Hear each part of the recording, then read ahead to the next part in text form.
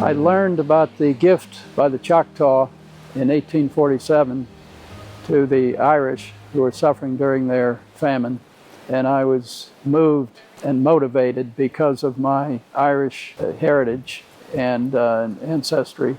I have always had a very strong appreciation of Native American history and culture.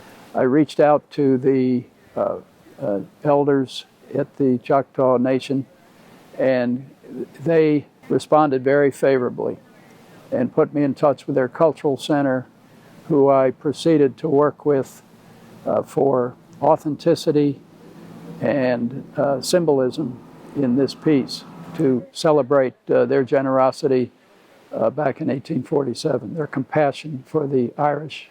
And what we ended up with was a Choctaw elderly woman who represents wisdom and nurturing. And the Choctaw is a matriarchal society, so I wanted to create that symbolism. The elderly woman in front of a Native American male who's got a protective arm around her, and he represents the strength and power of the Choctaw. Both of them have their arms outstretched. The woman holds an ampo, or a eating bowl, which represents nourishment and sustenance.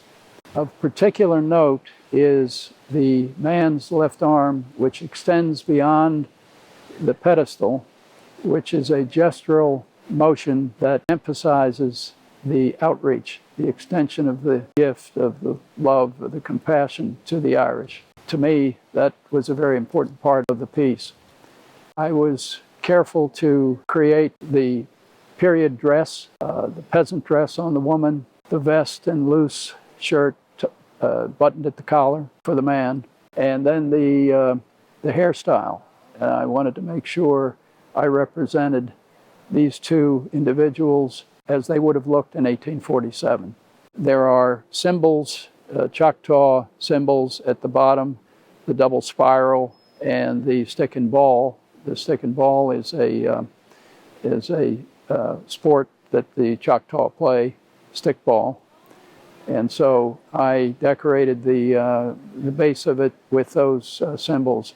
I also decorated the bowl with waves to symbolize the gift across the ocean. A little bit about the casting process. It's called the lost wax process, and it starts with the clay model. That's the artistic input. And then that clay model goes to the foundry, and they create a mold, a rubber mold, which then becomes a negative, if you will. And that rubber mold is then poured, wax is poured into that mold, and the mold is removed, and you have a wax positive. That wax positive is then dipped in a ceramic slurry, which then becomes a shell, and then the shell has the molten bronze poured into it, and that molten bronze evacuates the wax and becomes the final positive.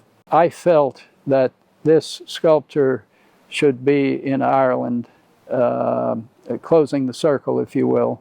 I wanted the piece to be located ideally here at the museum, and fortunately the museum was favorably inclined to receive it.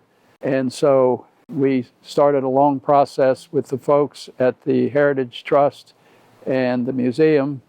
This happens to coincide with a family trip that we were planning to celebrate my 60th wedding anniversary with my dear wife, Susan. And we have our family of 10 grandchildren here with me to help us celebrate our wedding anniversary, but also to unveil the piece here at the museum. I am struck by the interest in this gift. Everyone that I talked to about it, they asked why I was here as I travel through Ireland, and every one of them knew about the Choctaw gift. So it's been a three-year effort to create this sculpture, a donation on both sides of the ocean, two great nations, And I think this gift by the Choctaw accomplishes really a bonding between two nations, and it also is a example for all nations, an example of compassion and generosity for the world, and hopefully for years to come.